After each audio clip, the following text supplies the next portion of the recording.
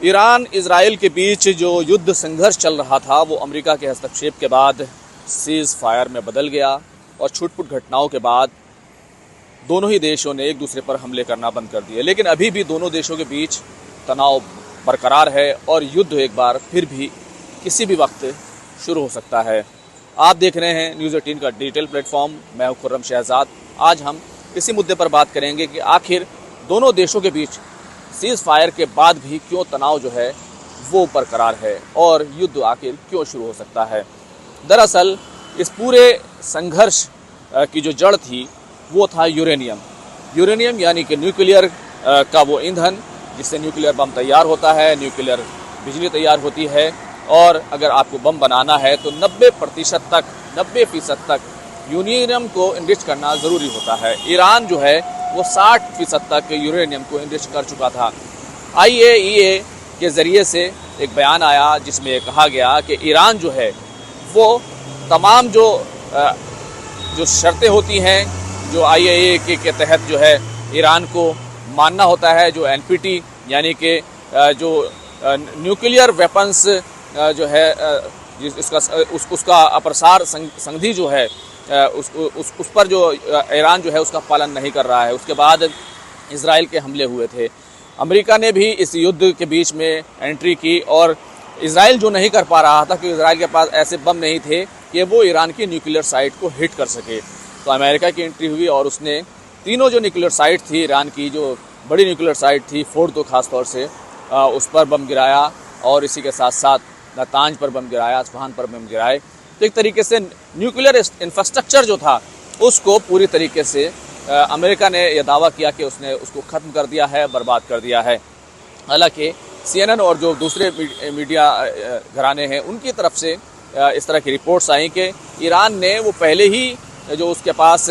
Nuclear ईंधन था, uranium था, उसको उसने पहले ही शिफ्ट कर लिया था, क्योंकि ऐसी कुछ सेटेलाइट तस्वीरें सामने आई थी जिसकी वजह से ये कहा जाने लगा कि ईरान जो है पहले से ही तैयार था इन तमाम चीज़ों के लिए और उसने मौका देखते हुए इसको यहाँ से शिफ्ट कर लिया था। तो अभी ईरान के पास 400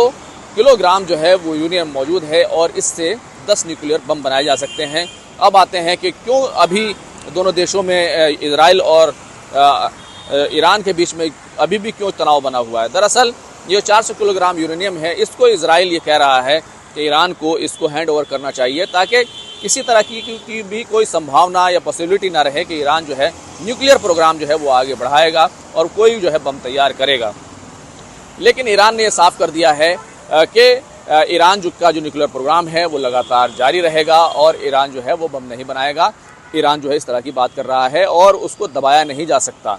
अब आते हैं इस पूरे मामले पर। जैसे ये जंग हुई, समाप्त हुई, उसके बाद ईरान ने भी अपनी जीत का दावा किया और इजराइल ने भी अपनी जीत का दावा किया। इजराइल की तरफ से कहा गया कि उसने जो टारगेट हासिल करना था वो टारगेट इसलिए हासिल कर लिया क्योंकि इजराइल चाहता था कि ईरान जो है वो न्यूक्लियर ताकत ना बने, वो उसके बाद न्यूक्लियर बम ना हो। तो ये जो टारगेट है ये अचीव कर लिया गया क्योंकि ईरान का जो न्यूक्लियर प्रोग्राम है अब वो दशकों पीछे, यानी कि अब ईरान को इस न्यूक्लियर प्रोग्राम को आगे बढ़ाने में दहाइयाँ लग जाएंगी, 20 साल लग जाएंगे और वो बहुत पीछे चला गया है। लेकिन क्योंकि अब 400 किलोग्राम यूरेनियम की बात आई तो उस वजह से अब इजराइल को भी ये लग रहा है शायद उसका वो टारगेट जो है पूरी तरीके से अचीव नहीं हुआ है, क्योंकि ईरान जो है वो कभी भी अपने प्रोग्राम को वो स्पीड दे सकता है। दूसरी तरफ ईरान के जो सुप्रीम लीडर हैं आयतुल्ला खामनई, उनकी तरफ से एक पब्लिक मीटिंग जो है एक भाषण दिया गया जिसमें उन्होंने कहा गया कि ये ईरान की फतेह है। और ईरान की फतेह कहते हुए उन्होंने यहाँ तक कहा कि अमेरिका डर गया था कि इजराइल जो है इस पूरे मामले में बर्बाद हो जाएगा, इस वजह से अमेरिका ने इस जंग में हिस्सा लिया। लेकिन हमने भी अमेरिका को जवाब दिया और हमने ये बता दिया कि अमेरिका के जो भी जंगी अड्डे हैं वो हमारी पहुँच में हैं। तो इस वजह से जो है अमेरिका जो है इन्हें सीज़ फायर कराया और अब जो है एक तरीके से ईरान की इसमें फतेह हुई है। अब देखें अगर ईरान को, तो ईरान का जो इस पूरे मामले में क्या टारगेट था, ईरान का जो निशाना था, जो हदफ था वो ये था कि उस पर जो हमला हुआ है, जो इजराइल के ज़रिए से हमला हुआ था और जिस तरीके से साइंटिस्ट, उसके फ़ौजी जो अफसर्स हैं उन सबको मार दिया गया था, उसका रिवेंज लिया जाए, उसका बदला लिया जाए। तो टारगेट था सीधे तौर पर कि उसका बदला लिया जाए और इजराइल को सबक सिखाया जाए। तो इजराइल की बैलिस्टिक मिसाइल्स जो है और ख़ासतौर से जो हाइपरसोनिक मिसाइल्स थी और जिस रणनीति के तहत ईरान ने इजराइल पर हमले किए, तो बहुत आसानी के साथ इजराइल को उसने काफ़ी नुकसान पहुंचाया। बहुत सारी तस्वीरें तेल अवीव और हाइफा शहर से ऐसी आई जिससे ऐसा लगा कि इजराइल का जो आयरन डोम है या फिर उसका एयर डिफेंस सिस्टम है वो पूरी तरीके से नाकाम हो गया है और उस तरीके से काम नहीं कर रहा है जिस तरीके से उसको काम करना चाहिए था, जिस तरीके से उसकी शोहरत थी। तो इस पूरे मामले में जो है ईरान ने भी अपना टारगेट जो है वो एक तरीके से अचीव किया है। इसलिए ईरान ये कह सकता है कि उसने जो है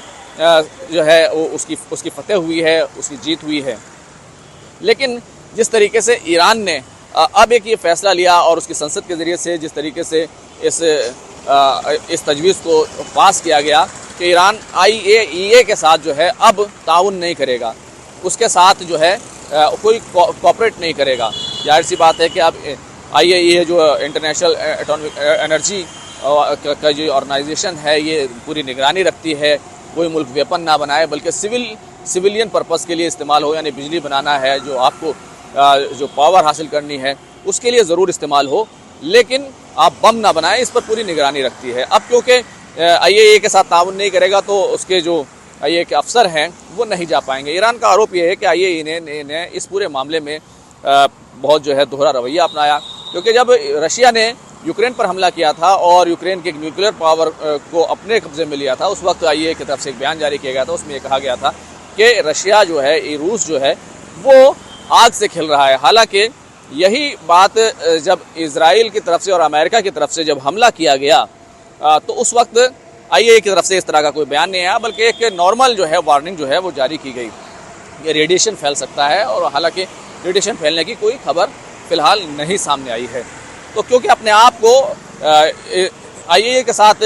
जो है मना किया है ईरान ने कि वो उसके साथ जो है कोऑपरेट नहीं करेगा, तो अब उसकी निगरानी बहरहाल नहीं हो पाएगी। लेकिन एक बात याद रखनी चाहिए कि ईरान ने अभी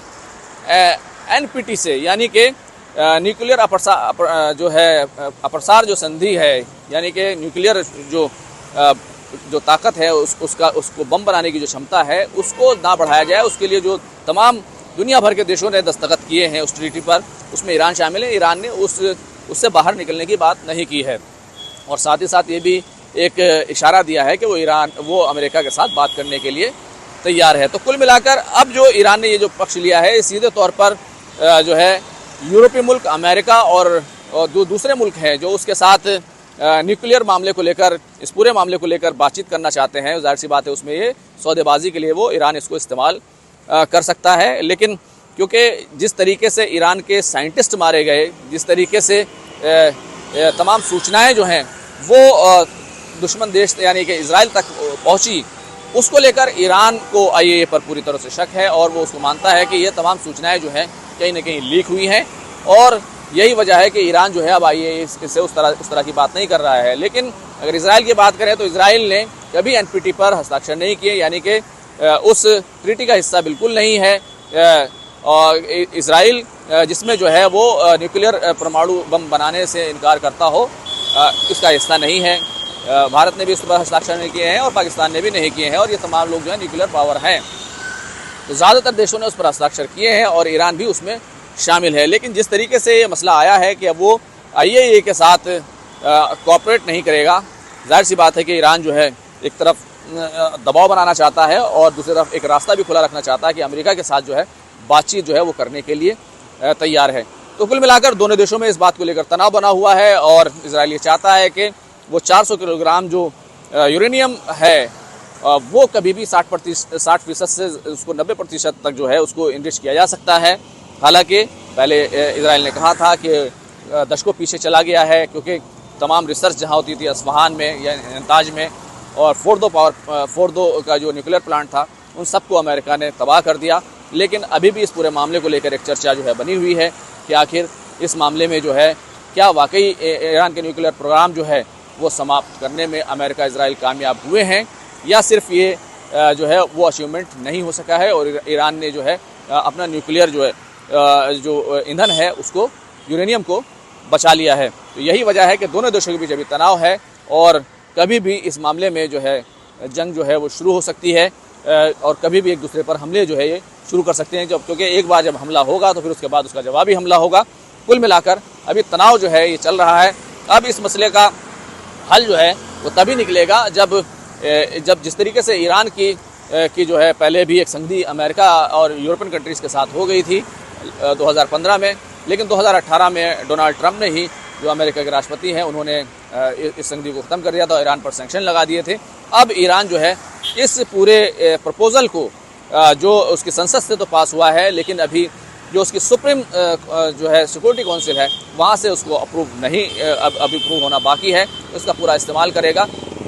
अपनी बातचीत की मेज़ पर लाने के लिए और अपने ऊपर जो लगे प्रतिबंध हैं, रिस्ट्रिक्शंस हैं, उनको हटवाने के लिए। और कहीं ना कहीं इस पूरे मामले का एक हल भी जो है वो यही होगा कि ईरान के साथ एक बातचीत हो और बातचीत के ज़रिए से उसका जो परमाणु बम बनाने का, जो न्यूक्लियर बम बनाने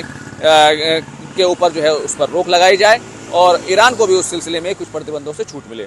खुर्रम शहजाद, न्यूज़ 18 दिल्ली।